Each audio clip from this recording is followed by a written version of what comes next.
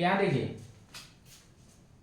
हम लोग क्या कर रहे हैं, equivalent focal length of two lenses are in contact. जब दो लेंस को कांटेक्ट में रखते हैं तो इसका इक्विवेलेंट फोकल लेंथ क्या होगा, इसको हम लोग फाइंड आउट करने की कोशिश करेंगे। देखिए पहले क्या करेंगे, देखिए पहले मेरा सेटअप ये है, एक लेंस L1 है, दूसरा लेंस L2 है, और ये कौन सा लेंस है, ये कॉन्वेक्स लेंस है। तो L1 L2 है, कांटेक्ट में रखा हुआ है, यहाँ से एक प्रिंसिपल एक्सिस पास कर रहा है, और देखिए यहाँ पे एक ऑब्जेक्ट पॉइंट ऑब्जेक्ट है, इसका हम लोग इमेज बनाने की कोशिश करेंगे कि इमेज इसका कहाँ बन रहा है। तो देखिए यहाँ से एक रे गया, यहाँ से रे गया, तो मान लीजिए लेंस L1 है, L2 को भूल जाइए, तो L1 से कहाँ से पास करेगा, I1 से पास करेगा, तो यहाँ एक वर्चुअल इमेज बनेगा इसका, ठीक है।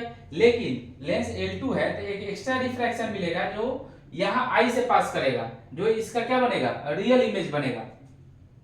यहाँ तक क्लियर है। अब देखिए यहाँ से यहाँ तक का लेंथ हम लोग ले रहे हैं क्या, U, क्योंकि ऑब्जेक्ट का लेंथ है, और यहाँ इमेज बन रहा है, वर्चुअल इमेज बन रहा है, इसका लेंथ लिए V डैश, और जो रियल इमेज बन रहा है उसका लेंथ क्या लिए, V लिए। तो हम लोग लेंस फार्मूला से जानते हैं कि 1/v minus 1/u equal to क्या होता है, 1/f। तो पहले लेंस L1 के लिए लेंस फार्मूला लिखते हैं, तो L1 के लिए क्या हो जाएगा, तो 1/v, तो 1/v यानी कि v, देखिए L1 के लिए इमेज कहाँ बन रहा है, I डैश पे, तो इसका लेंथ क्या हो जाएगा, v डैश, और माइनस 1/u इक्वल टू क्या हो जाएगा, 1/f1, यानी कि पहला लेंस का फोकल लेंथ, इसको इक्वेशन 1 ले लीजिए। अब दूसरा लिखिए, दूसरा L2 के लिए लिखिए, तो L2 के लिए ये जो वर्चुअल इमेज बन रहा है इसके लिए क्या करेगा, ऑब्जेक्ट का काम करेगा। तो ऑब्जेक्ट का काम करेगा तो हम इसका लिखेंगे, क्या लिखेंगे, 1 ऑब्जेक्ट की जगह पे क्या लिखेंगे, 1/v। इसका ऑब्जेक्ट कहाँ बन रहा है, इसका इमेज कहाँ बन रहा है, यहाँ पे बन रहा है, तो 1/v और माइनस u, इसका ऑब्जेक्ट क्या है, 1/v डैश, ठीक है, इक्वल टू क्या हो जाएगा, 1/f2। ये दोनों इक्वेशन देखिए। अब देखिए अब क्या करेंगे, दोनों इक्वेशन को ऐड कर दीजिए।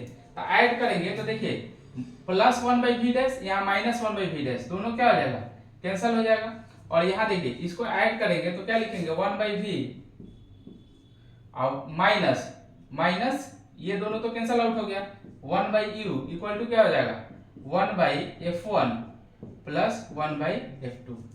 अब यहाँ देखिए इस फॉर्मूले से देखिए 1/v minus 1/u equal to क्या लिख सकते हैं, जो इक्विवेलेंट दोनों लेंस का फोकल लेंथ होगा, यानी कि इसके जगह पे हम लोग क्या लिख सकते हैं, 1/f, यानी दोनों लेंस का equivalent focal length equal to क्या हो जाएगा, 1/f1 प्लस 1/f2।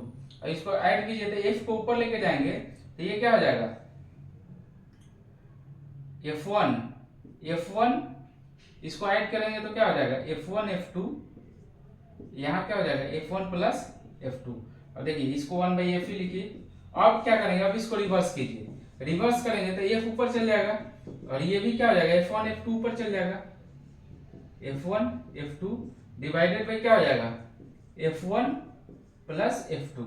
अब यही फोकल लेंथ हुआ। यहाँ ध्यान से देखिए, अगर दो लेंस कांटेक्ट में हो तो इक्विवेलेंट फोकल लेंथ क्या होगा, दोनों का प्रोडक्ट डिवाइडेड बाई दोनों का सम। अब देखिए मान लीजिए तीन लेंस कांटेक्ट में हो जाए तब इक्विवेलेंट फोकल लेंथ क्या होगा। तो इसी फॉर्मूले को हम लोग देखिए, ये जो फॉर्मूला है इसी को जनरली हम लोग लिख सकते हैं क्या, 1/f इक्वल टू क्या हो जाएगा, 1/f1 1/f2 ऐसे 1/f3। जितने लेंस यहाँ कांटेक्ट में रहेंगे उतने हम लोग क्या करेंगे, इंक्रीज करते चले जाएंगे, तो हमको इक्विवेलेंट फोकल लेंथ मिल जाएगा। टोटल जो कॉम्बिनेशन ऑफ लेंस होगा, हम यहाँ 2 लेंस का कॉम्बिनेशन लिए हैं, इसलिए हम लोग यहाँ फाइंड आउट कर दिए क्या, f1 f2 divided by f1 plus f2। तो जब दो लेंस कांटेक्ट में होगा तो इसका इक्विवेलेंट फोकल लेंथ हम लोग कैसे फाइंड आउट करेंगे, ये डेरिवेशन है, ठीक है, डेरिवेशन अच्छे से समझिए, लेकिन फॉर्मूला ये याद रखिएगा, 1/f equal to 1/f1 plus 1/f2।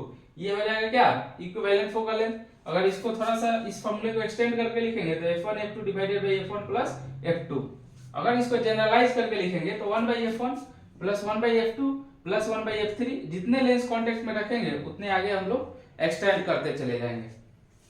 तो ये पूरा हो गया इक्विवेलेंट फोकल लेंथ कैसे निकालते हैं। अब नेक्स्ट वीडियो में हम लोग डिस्कस करेंगे कि इसका पावर कैसे, अगर 2-3 लेंस का आपस में कॉम्बिनेशन में इस तरह से रखा हुआ है तो इसका इक्विवेलेंट पावर क्या होगा?